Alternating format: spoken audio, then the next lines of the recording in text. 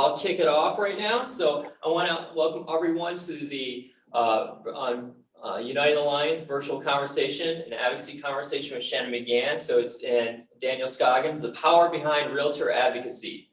We all know that the realtors and our members really provide the strength, but we really need to see what's also powers behind our advocacy when they're, because since our members can't always be on Capitol Hill or in Tallahassee State Capitol. So it's a great conversation to have on the folks that do lead those efforts. So typically I would hand it off to our RPAC fundraising chair right now, but he is out in between closings right now. So much like our members, they are as a highly competitive market. So they try to sneak in as much time as they can to make those closings and those deals and listings when they can. And that's also too why we have a recording, because a lot of our members are unable to attend, but they would like to listen on later on. So I appreciate you guys spending an hour with us today there, Shannon and Danielle. I know that we'll make a good use of your time and our members' time talking about advocacy. And so basically how this program had started, the United Alliance, it started about 2 years ago. We wanted to bring together the top performers in Pinellas County, along with our affiliates at Golden R, and then our existing major investors that were Crystal R and above. This was an exclusive program that we thought would be good for behind the scenes or meeting with legislators that they may not have access to all the time, and as well as elected officials and appointed officials. And so this we had a pivot, much like other organizations did, and it allowed me, it allowed our association to bring in speakers that we wouldn't have been able to do otherwise. Like I said, we had brought on former Congressman David Jolly, local congressman here, and then Brian Lanza, who at that time, he was actually in the Congo. So he was doing it from the Congo. So those are things that I can't do, without this. So those are things that we're learning to pivot and adapt to. So if there's one thing that came from it, it is that we have access to a little bit more speakers when it comes to for our major investor events. So thank you again. I want to first introduce Shannon McGahn. Shannon McGahn is the Chief Advocacy Officer for the National Association of Realtors, which represents more than 1.3 million members involved in all aspects of residential and commercial real estate industries. McGahn is responsible for leading NAR's advocacy group, which includes federal legislative and political affairs and political representative teams. She provides strategic advice on public policy issues impacting NAR and helps direct its independent expenditure and public advocacy programs. Before joining America's largest trade association, McGahn served as a staff director for the House Financial Services Committee, and prior to that, as counselor to the United States Treasury Secretary. She also held communications roles for 3 members of the House. House leadership during her near 20-year Capitol Hill career. In addition, McGahn served as vice president for a DC-based public affairs firm and held the same position for a consulting firm focused on grassroots communication in major national media markets.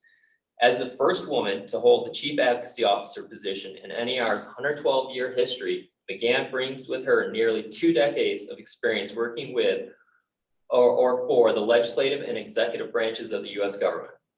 As she continues her career at NAR, she is focused on working on behalf of America's 1.3 million realtors to promote and protect property ownership for the people across the United States.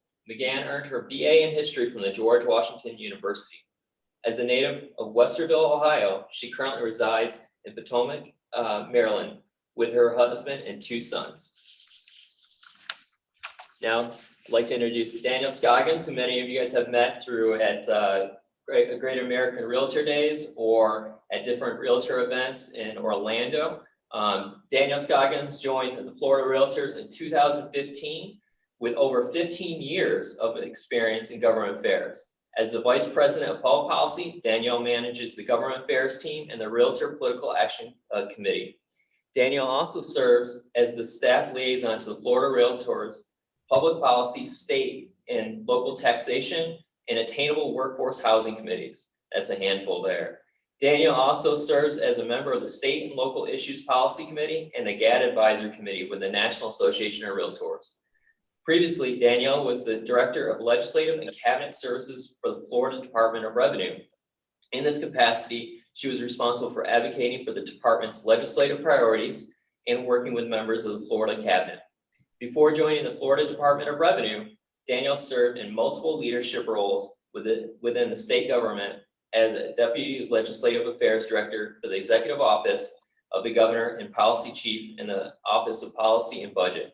Danielle also gained valuable experience as the Deputy Director of Legislative Affairs at the Agency for Persons with Disabilities, Voting Systems Certification Manager at the Department of State, and Information Technology Analyst at the Department of Revenue. Danielle also has served as a youth volunteer with the Leon County School System and election certification instructor with the Florida Institute of Government. Danielle received her formal education at the Florida State University, where she earned her Bachelor's of Science degree in Management Information Systems and Master's degree in Applied American Politics and Policy. As a native Floridian, Danielle and her family reside in Tallahassee, Florida. So thank you both for spending time today with us. One of the things too is that, when we began about a year ago, not began a year ago, when the pandemic over a year ago happened, a lot of people sort of took the 2 weeks and didn't know what to do. Unfortunately for us, and fortunately, we as staff members and at Florida Realtors and at the federal level had to go into high gear, not only just because of the federal legislation going through that would impact the state and local, but our members had a lot of confusion on how it would impact them. And we had to have a say and a voice in the federal and state local offices and make sure that we were represented in those legislative bills. So there was no relaxing for any of the Realtor staff. And so I want to thank you guys for both being so busy, because you guys are very supportive of us at the local level when our members had questions on PPP loans, unemployment. If it wasn't for you guys producing those white papers and having staff that was accessible, and then communicating with those agencies on a daily basis, if not even at times hourly basis, on just what was going on, because there was concern that transactions they weren't going to happen because of the flood insurance. They weren't going to be able to get flood insurance policies. Our members want to know, hey, when is unemployment going to be available to us? Like, they wanted it immediately, and we worked on that very fast at the state level. So, if it wasn't for folks like you, the two of you and your staff, it really would have been a difficult time for our members. So I want to sort of get into that and sort of figure out, Shannon, from you, what it was like, over a year ago, and sort of where you are now. I mean, I know that's a handful to talk about, and then Danielle, I want to ask you the same thing too, but Shannon, if you could kick it off and talk about that. Oh, sure, I'd be happy to. And thank you, Travis, for that very kind introduction. I'm honored to be with you all today and to see my good friend Danielle, even if it's virtually. And your question is exactly how did we start versus how we're hopefully ending our virtual conversations somewhat soon. I think that we've all gotten into Zoom fatigue that has turned into Zoom resentment in some ways, but I was recently given, someone sent me a video recording that we did back in like March of last year. And I was so embarrassed to see it. It's like, I didn't even know how to build my own home studio at that point. Now we're all professionals. I've got my TikTok light, and we figured out the virtual backgrounds. And it's, I think it's really interesting to see how quickly we're able to adapt to this new technology, which is not my strength, that's for sure. And how amazing it is that we are able to speak from hundreds of miles away. And even though we are going to get back to normal, as they say, I'm very excited to see folks at President's Circle in Florida in June, but that we will always have this connectivity and ability to stay in touch via these remote sessions. So I appreciate the opportunity to be with you all today, even if it is from far away, and I can't wait to see you all in person.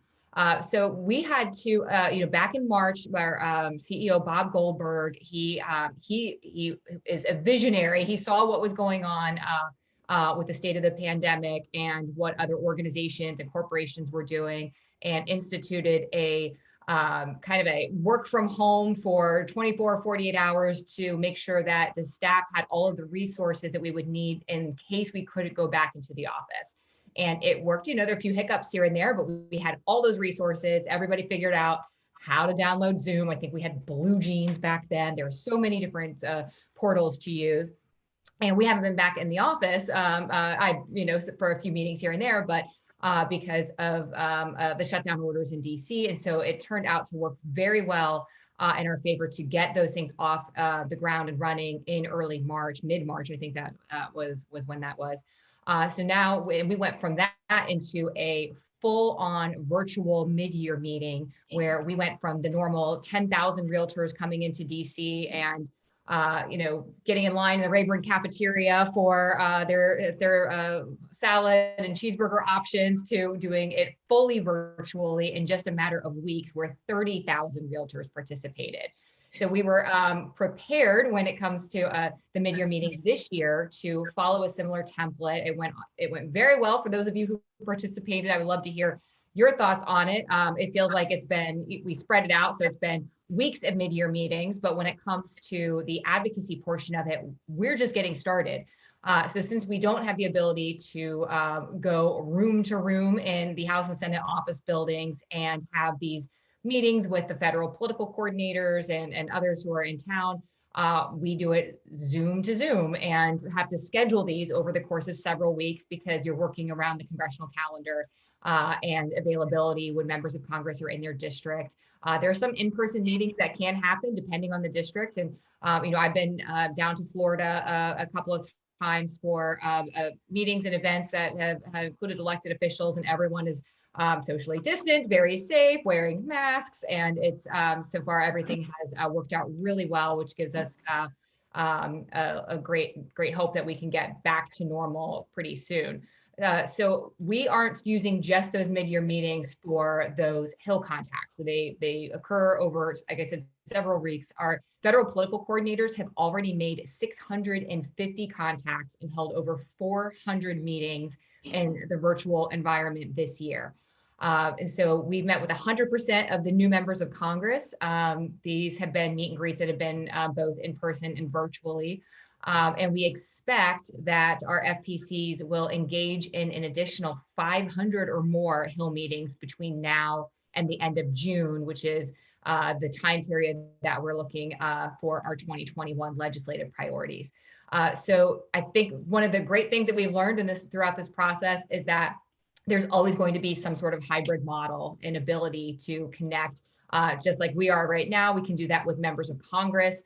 It's interesting, sometimes you make more eye contact with them over Zoom than you do in real life because they're always being pulled in a million different directions. Oh, we've got a markup vote. Oh, I've got folks waiting in my office for me. Oh, I've got to run across the street. And so they have so many competing things happening in a very short period of time. But when you have the ability to say, hey, we're going to, chat, and you'll be in the comfort of your own home from your couch, and you get more time. And sometimes that's, you can relax a little bit and actually converse and engage with them. And that makes all the difference. So, we're making lemonade out of lemons here, but still can't wait to get back to normal.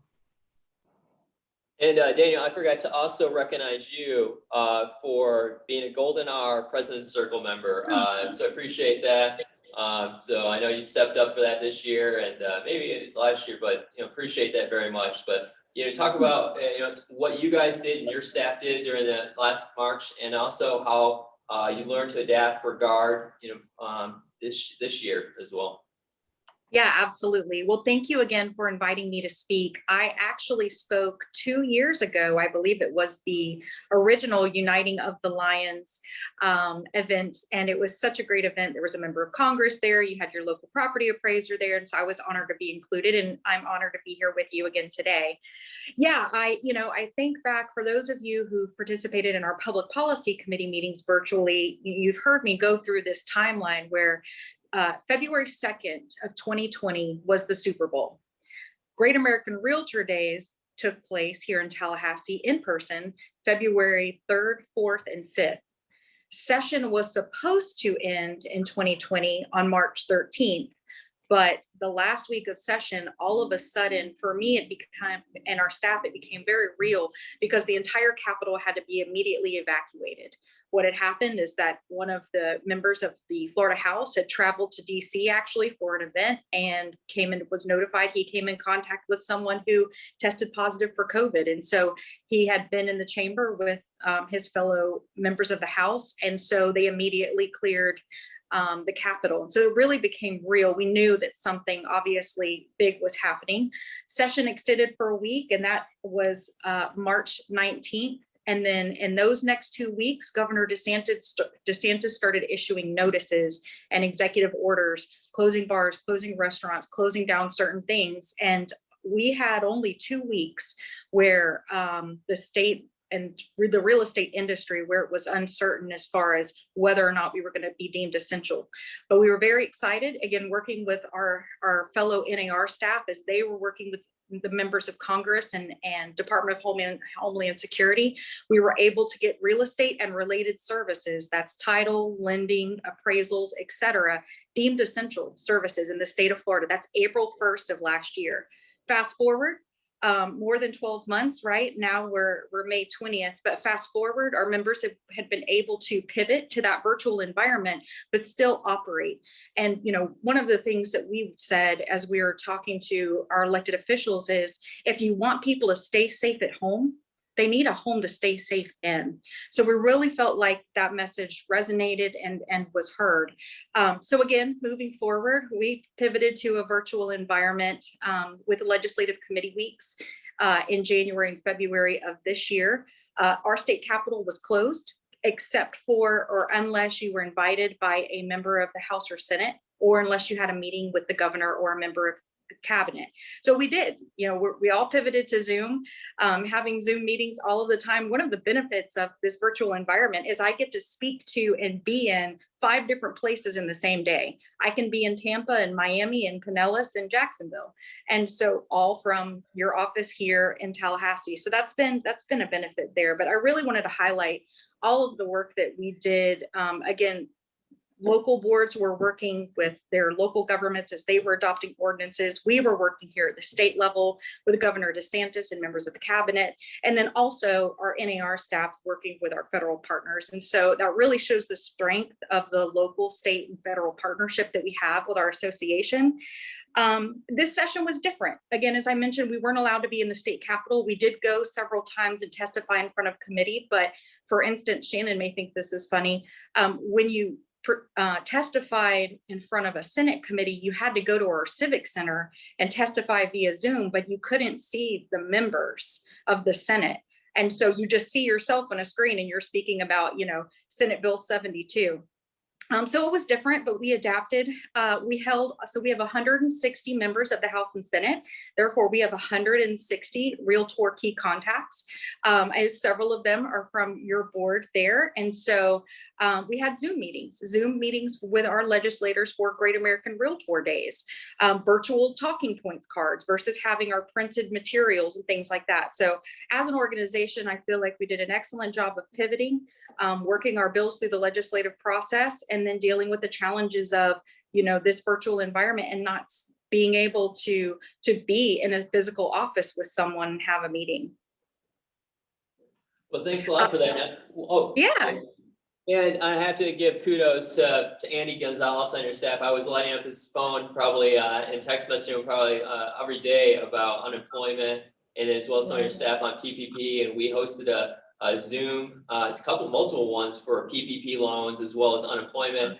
And our president, CEO of our association, David Bennett, did a great job with that one. And unfortunate thing from that was that our members had thought that we actually could process the PPP loans and help them out through the process, like through the bank. And it was like, no, that's something you've got to contact Bristol Baker. But we did such a good job with information we got from NAR and FR that people really thought that we were the experts on it. It was like, we're just trying to disseminate information. But so thank you again for that one. And that's really what I want to get to. The next thing is, what separates NAR from other associations? After working on campaigns, I transitioned to the chamber world. And when you have the United States Chamber, and then you have the Florida Chamber, then you have the local chambers, and they really don't speak to each other all that much. And when the U.S. Chamber usually communicated with me as advocacy manager for a local chamber, it was like, hey, do you want to support the Trans-Pacific Agreement? And it was like, my members have local shops and businesses. That's not something of interest to them. But if you want to recognize a congressman for being a champion for you, we can do that. And that's pretty much to the extent for the US Chamber. And then for the Florida Chamber, it was very, as Danielle, as you know, this is very political in that sense, and our members didn't really want to get into the politics of it. So there wasn't that connection. But after joining the realtors here at Pinellas, I had previously worked with them on some transportation initiatives. But the connection between the state, federal, and local is very tight. And so Shannon, I want to give you an opportunity to talk about from your prior experience working on the Hill, and then obviously having to work with the realtors and their priorities, and then working for the Realtor Association, and really what you see, what separates NAR from other associations. Oh, sure. That is a great question. And you took the words right out of my mouth. It's our members and the fact that we're representing people. We're not there to represent politics or policy, but people who are impacted by those things and who work within those things. But just as you said, that the most important thing there is that we have that three-way agreement, and that the local, state, and national association are complementing each other. We're collaborating together. You don't see that. I can't say that I've been working in advocacy in any other trade association, but from my perch on Capitol Hill and working in politics for the last couple of decades, I haven't seen it anywhere else. You don't see it with the actual government. So oftentimes that you'll have states and localities who are at odds with each other, and then with the federal government. But in our organization, it is always designed to come to agreement and to help each other out. And I think members of Congress see that because they have these relationships with our members at the local level, but then they also, I meet with a member of Congress and I immediately ask, okay, tell me who your FPC is. And, then I said, all right, what about your state CEO? Do you know your GAD? And I'm always impressed by those relationships that exist, and that they know every level there, and that they know that we all work really well together. One example of that three-way agreement, and I've often said, and I'm becoming kind of a broken record on this, that there is no such thing as a local, state, or federal issue. Any issue that you're facing locally is one amendment away from becoming a federal issue or a state issue, and vice versa. So these are all things that we need to communicate, and we do communicate to make sure that we're aware of different policy issues or topics that are coming up. At the beginning of the pandemic, one of the top ones was real estate as an essential service. And how do we ensure that our members are able to continue working throughout the process, and but to do so safely? And then we had to go from there into access to all of the different federal programs that were being created or expanded because of the pandemic.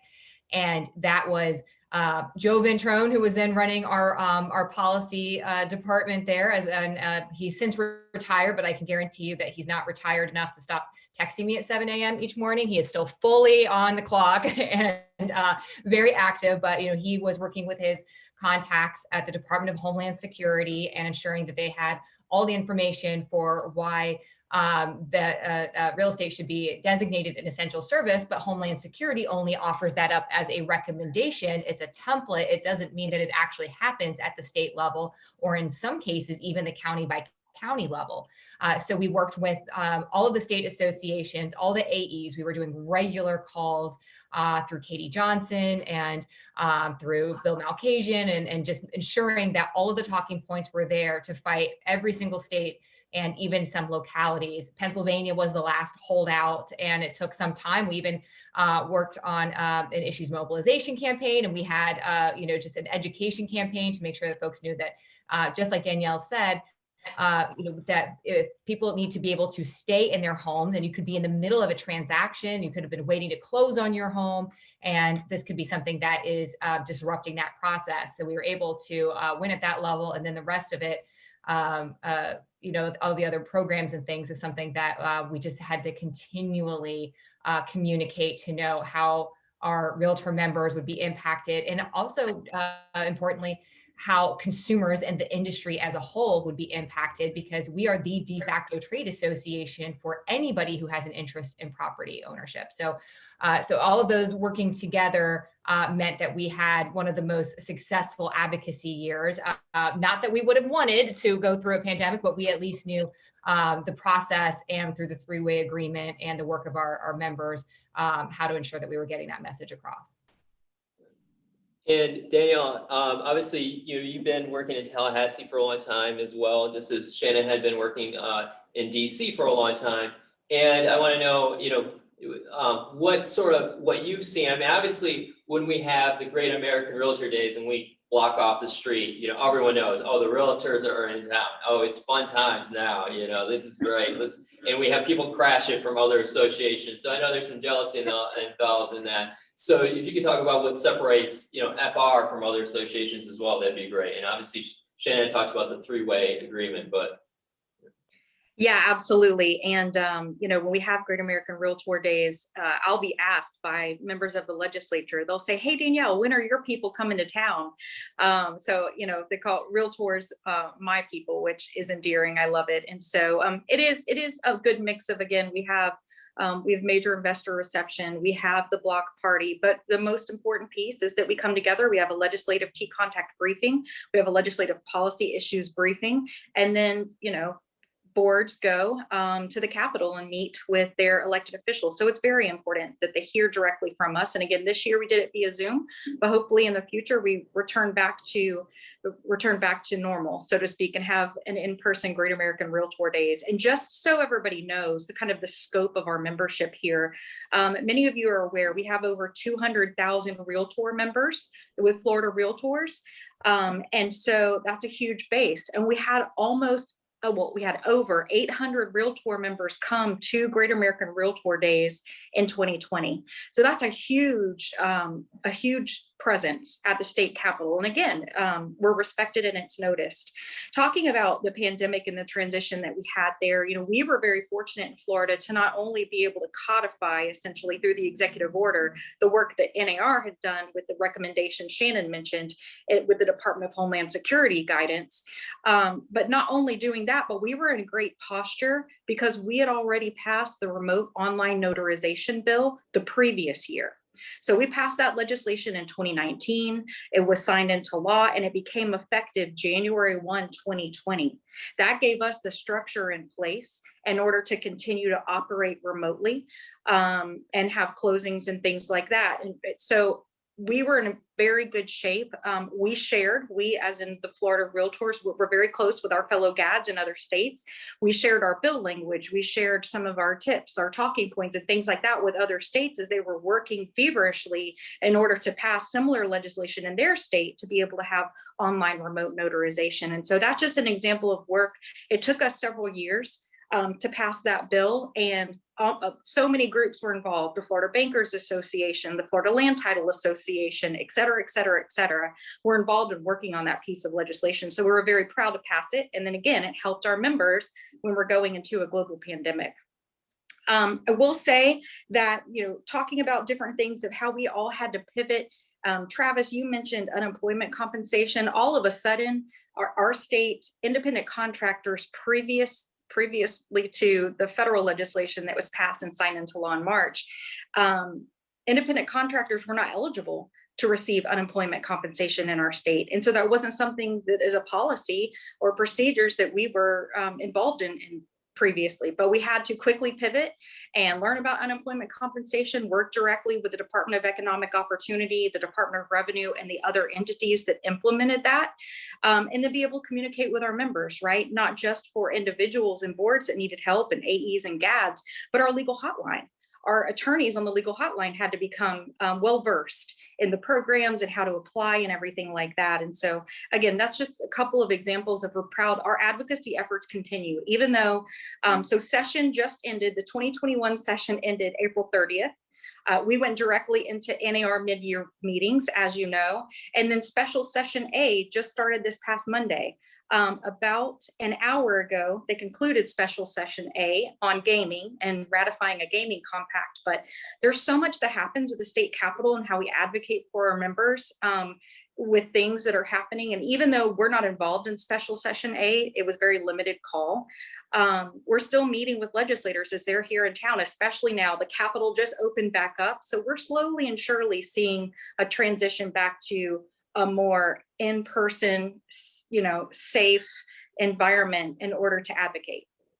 Good. Yeah, and it was around this time 2 years ago that we were in DC, and the reason why I know that is because all my Facebook memories are starting to pop up right now, and everyone's commenting, "I can't wait to get back to DC." And Yeah. so I know the feeling. Our members are looking to get back to Tallahassee. They're looking to get back to DC. So we're really looking forward to that next year. And one of the things too, Shannon, that and Danielle got to it as well, talked about remote notary. And you've had a lot of conversations with people during this pandemic where the industries have been hurt, hospitality, others have, and they come to you and say, "Oh, realtors were so lucky," and you have a response to that sense that, and I want to hear that response. And I think you shared that with the GADs, and I was very impressed with that. So I want you to share that with our major investors and what your response is to that when you hear from legislators and your counterparts on that. Oh, sure. I'll share with you my pet peeve on that. So yes, exactly as you said, when we've had the opportunity, and you do many roundtables and other types of events where you'll have different industries who are represented, and that's exactly what I hear often from lawmakers is, "Oh, well, but realtors, they're doing lucky." And I'm always reminded of the saying, well, the harder you work, the luckier you get. So is it that realtors are lucky, or that we were prepared and had spent decades in innovation and technology and customer service to have the type of industry that can be done almost fully remotely? And as Danielle mentioned, just in having a remote online notary signed into law in Florida in 2019, was that lucky? I obviously weren't preparing for a pandemic, but understood that is the future, is that things should be done in a way that is convenient and that allows for technology to help. And so everything that we're seeing with our members, from being able to do virtual showings to remote closings and DocuSign, and being able to remotely sign everything, like these are all just different innovations that have been in the works for many, many years, that during this very difficult time helped people to purchase property and to get into their homes and to keep the real estate economy up and running. So I think that it's something that we definitely do more to highlight, that there's just so much activity that occurs, and a lot of it does require some sort of legislative solution. So remote online notary being one, where there's a patchwork system that's in place. And so we were able to work with every single state to ensure that it was available in each state, but federal efforts to have a federal piece of legislation there. We were able to get bipartisan, bicameral support. It wasn't something that they were able to include in any of the must-pass pieces of legislation like the CARES Act, but that also just shows that there's many different ways to approach these policy solutions. And if it's not a national, an act of Congress that's there, that we work so closely with the state AEs and GADs to ensure that it happens across the country, even at every single level. So that has been, again, a pet peeve, but one that we're very happy to correct. And I think there are just so many other instances here where, again, over the last year, and just all of the different pieces of legislation that Congress worked on, and things like the PPP loans and EIDL. And these are ways that just prove that it was critical to our survival, and just how many of our members were able to take advantage of those when all that had to happen was that independent contractors and sole proprietors, if that just wasn't included in the legislative language, then it would have been very messy and very difficult to try to get that over the finish line. But that was a key component. Another one that I want to highlight here is rental assistance. So that was, we fought, and Congress secured nearly $50 billion in rental assistance through two different pieces of legislation. That's another one where we reached out to, I think, every member of Congress on the issue, and met with top ranking officials to ensure that tenants who may have difficulty staying in their home during the pandemic would have access to that rental assistance. And then those housing providers who are still paying for the mortgage and property taxes and utilities and upkeep, that they don't go out of business, because many of them, the vast majority of them, are mom and pop who only have a few units and would need that help as well, and didn't have access to things like the CARES Act. So we're very proud of all the work that we did to quickly get everything up and running, and to see, like, we were fighting for rental assistance back in March of 2020 at the very beginning of the pandemic, because we understand the industry so well and the concerns of property owners and what the renters may have to face, that we knew where those things could be headed and how to get out there and fight for it quickly. Thanks. And Daniel, do you have anything to add to that as well after? Yeah, no, it's you think about the rental assistance piece, and as Shannon mentioned, that's something that started as far as advocacy efforts a year ago. And so back in March of 2020, so it takes some time in order to get that included and passed. But we just last week, our Department of Children and Families rolled out the program and how tenants can apply, and so that this helps housing providers. And so some of the funds went directly to local governments, and then some of the funds are going to be distributed by the state, and that's the Department of Children and Families. But it just goes to show the advocacy efforts at the federal level and how it flows down to the state and local. And going back to the beginning, and what Shannon mentioned, relationships matter. Having a good relationship with executive agencies and members of the House and the Senate, that's helpful. That's helpful to be able to advance legislative agendas. It's helpful to be able to get information about how programs are going to be implemented through state government. And so having those positive relationships, and again, building those up over time, that doesn't just take a year. It takes, as Shannon mentioned, decades in order to build those relationships in place. And keep in mind, members of local government, let's say a county commissioner, there's a really good chance, we have term limits in Florida. There's a really good chance that that county commissioner will become a member of the state house, and their term limited to 8 years. There's a very good chance they run for Senate and they're in the Senate for another 8 years. So that's potentially 16 years worth of a relationship for a member of the Florida House or Senate that started back at the local level. And so I just continue to remind folks that relationships matter because they're lasting. And again, elected officials can potentially move on as they go through their career, especially now that we have term limits.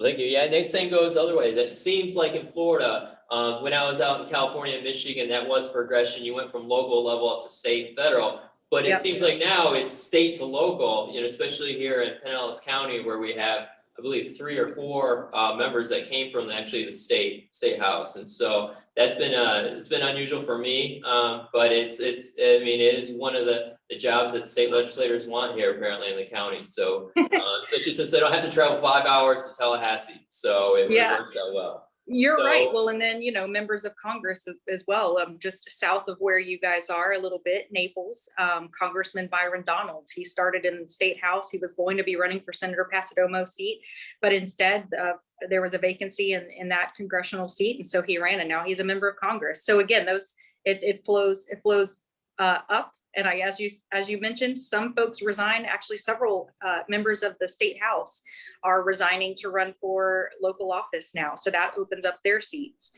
It's a cycle. Thanks. And our major investors are very active in committees, local associations. I mean, they're their most active members, especially as they move up from local to national committees. And I want to know, what can our major investors do to help out, you and others? Start with you, Shannon, because I know you do a lot of work with major investors. Obviously, it's key contacts, a lot of them are, but is there anything that, you think our major investors can do?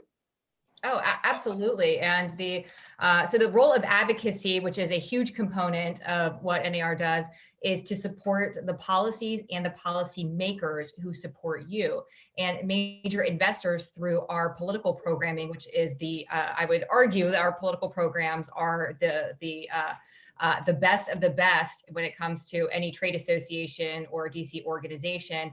The role there is to recruit and elect and re-elect those who are supportive of our issues and of the real estate industry as a whole. So, we spend a great deal of time building these relationships, just like everyone on this call does. And as Danielle mentioned, that would have been, that really made a difference when you're going into a very difficult time. My predecessor, Jerry Giovanello, would always say that, you make your friends before you need them.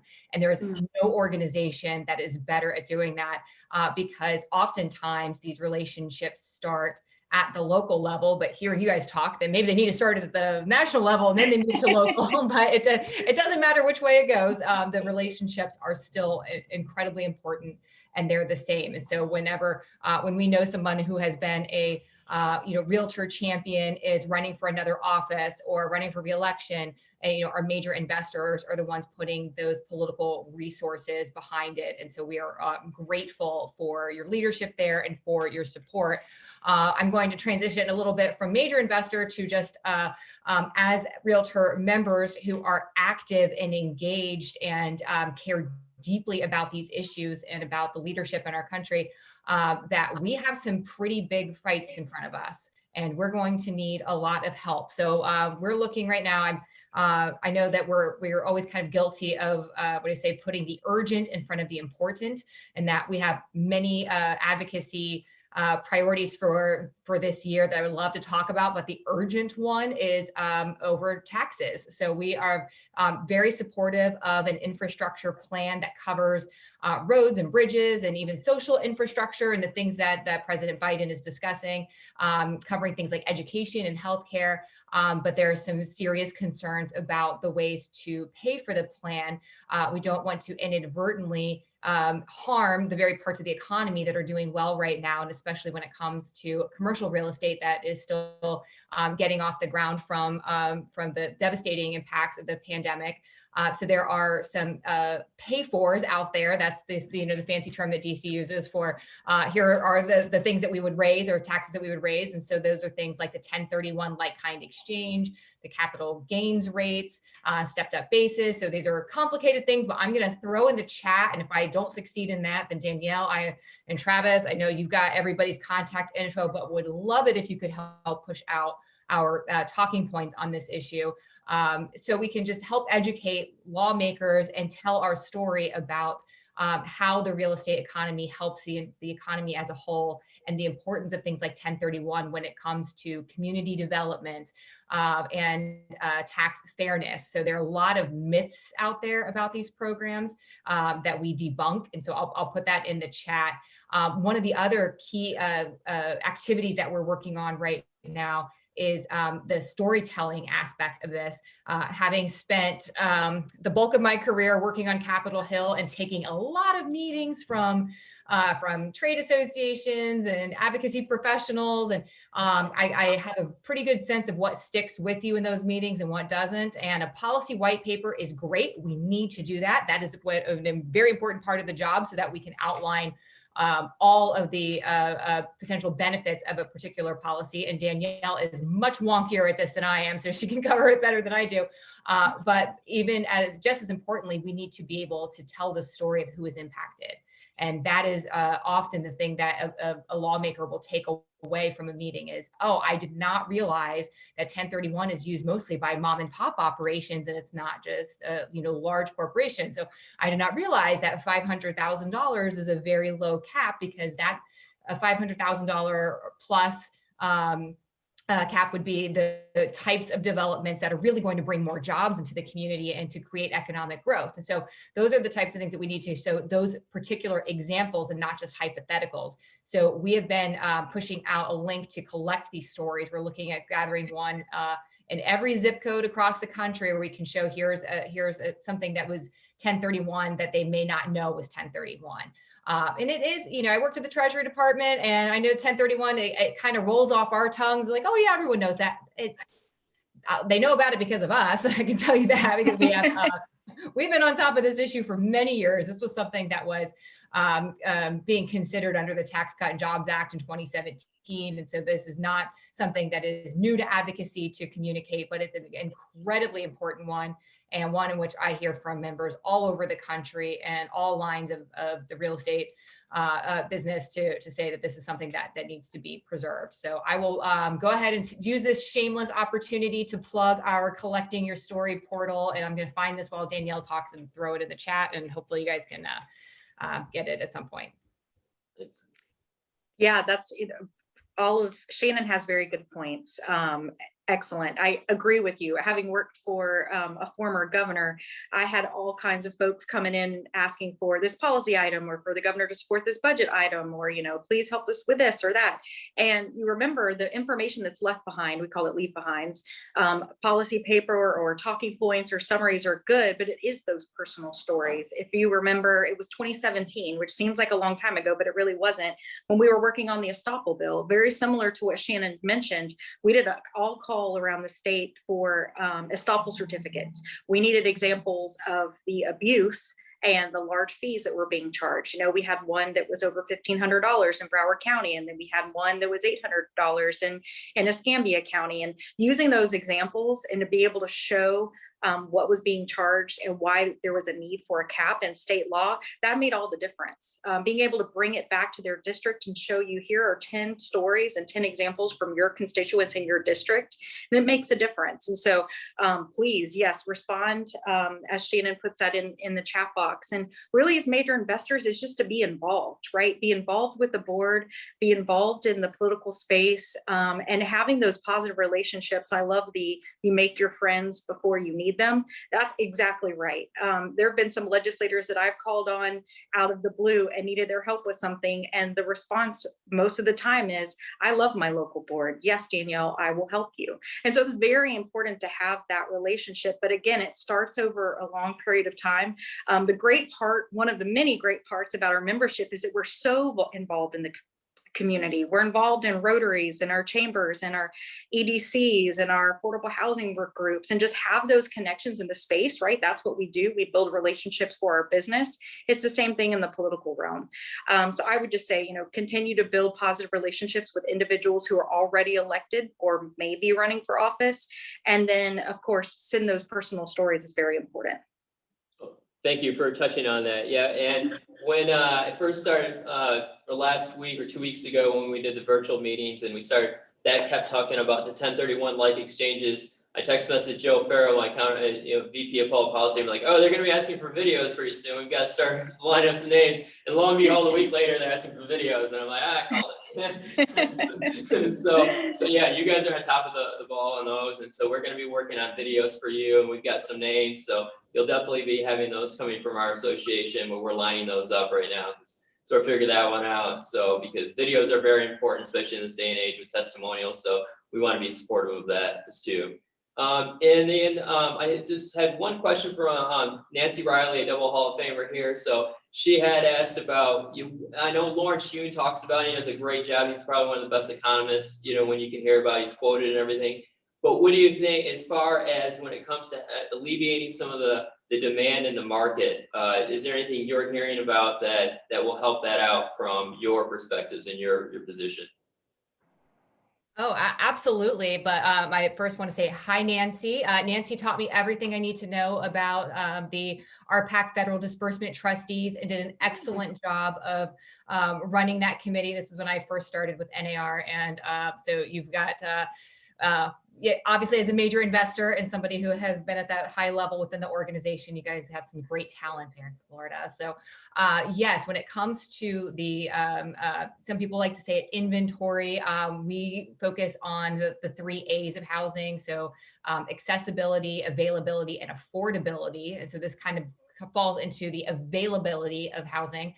We're seeing 50-year record lows when it comes to that housing availability. And one of the most in-demand products that we have in the country right now, the market is incredibly hot. I don't need to tell anybody that on this call. That is one area when we do meet with especially like members of Congress, they are quite familiar with how well real estate is doing in their area. Many of them own their own home. They have family members who are trying to buy, sell. And so they always have that. You're never lacking conversation with a political figure when it comes to real estate, because everyone's lives and breathes it. And so they're very well familiar with that. This is something that comes up quite a bit from all different angles. We are in an organization that we call the Group, where we work with the National Association of Home Builders, the Mortgage Bankers Association, the American Banker Association. So these are all groups who work on these exact same issues, and we're actually going to be meeting tomorrow to talk about the housing inventory shortage and what can be done there. There are several pieces of federal legislation that we are pushing for our mid-year meetings, and I'm throwing a lot at you in the chat, but I will throw our mid-year talking points in there as well, and that gets into the particular pieces of legislation. Like one that we're getting a lot of traction on right now, a great deal of interest, is converting underutilized commercial properties into residential units, and looking at ways to incentivize that if it's through the tax structure. Also, there's one great piece of legislation that actually came out of an idea in Washington State to help with grants and projects in localities who may be facing zoning or other issues that are kind of barriers to creating new housing. So the home builders, that's one of their big issues as well, is just how are we able to build more homes. And then we're dealing with the price of lumber is up 400%. Everyone knows that number. They're really good at getting this information out, because every policymaker I talk to knows, oh yeah, the price of lumber is up by about 400%. So that's a collaborative effort to educate lawmakers on that and to see how we can do that. That means that the price of new housing is going up about $36,000 per unit. And so this is something that impacts the entire real estate community. So that's I think you'll see on our talking points, it is the top one, because especially when you're looking at things like President Biden has proposed a $15,000 first-time home buyer tax credit, which is something we support, and that we would love to see. But it also needs everything that's being done on the property ownership side, that we are communicating that we also need to look at the housing inventory and how are we making those properties more available. So I will now turn it over to Danielle, and I'll throw some more stuff in the chat for you. Thank you, Shannon. And absolutely, similar efforts are happening here at the state capitol, where we are partnering with and meeting with the Florida Home Builders Association, the Florida Bankers Association, the League of Southeastern Credit Unions, and the lending industry, again, the title industry, the home building industry, the real estate industry, to talk about these issues and the lack of inventory. I talked to a member, and again, this is the Leon County area, but I talked to a member just the other day that said normally at this time there would be about 2,000 listings in our area, and there are less than 300 right now. And individuals want to build, but they can't afford to build, or they can't get the supplies. Obviously, lumber and getting that and the increased cost. I know folks are turning away the business in order to build properties. And so it is a big situation. Obviously, as Shannon mentioned, it's number one. We really felt like taking part of some of our congressional Zooms during mid-year, that was one of the biggest topics of conversation, and they were very engaged. We were referencing our NAR talking points. And so our members of Congress for the Florida delegation are really engaged in that, and is something that they want to help support any relief that can happen at the federal level.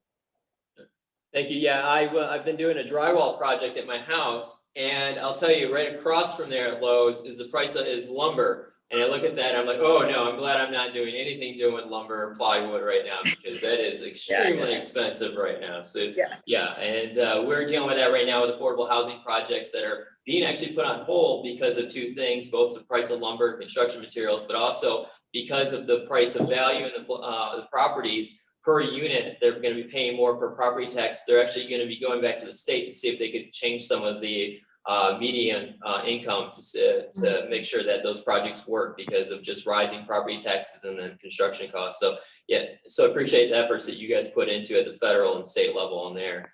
And I want to take a point of privilege here. And as a husband of a working boy, mom, I have to give it up to both you guys. And I've been on enough of those Zoom calls to know that early on, it had to be extremely stressful having a family there and then having kids in the background.